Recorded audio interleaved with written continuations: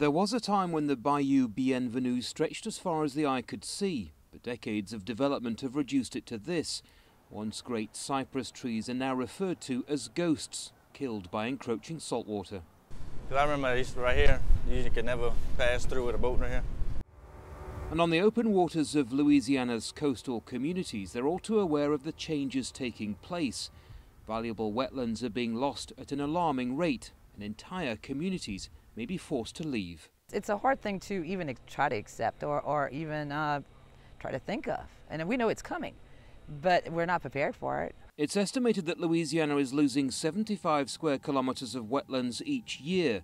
Some of the erosion is natural, but human activity, including oil and gas exploration, is a big factor.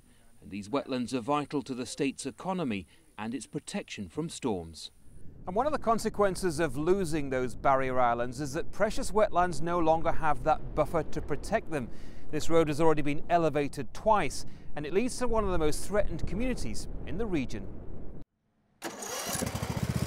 Chris Brunet's family has lived and worked on Isle de Jean-Charles for generations, but the consequences of coastal erosion are clear. With my own eyes, I have seen where you could count like up to 15 trees in this yard right here.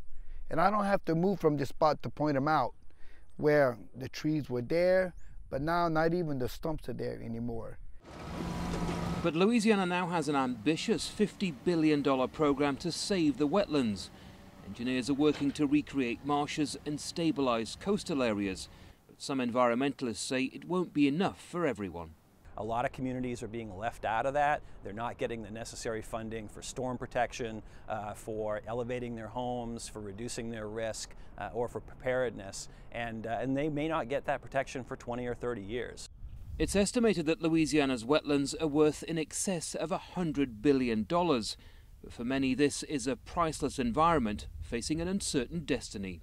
Andy Gallagher, Al Jazeera, Isle de Jean-Charles, Louisiana.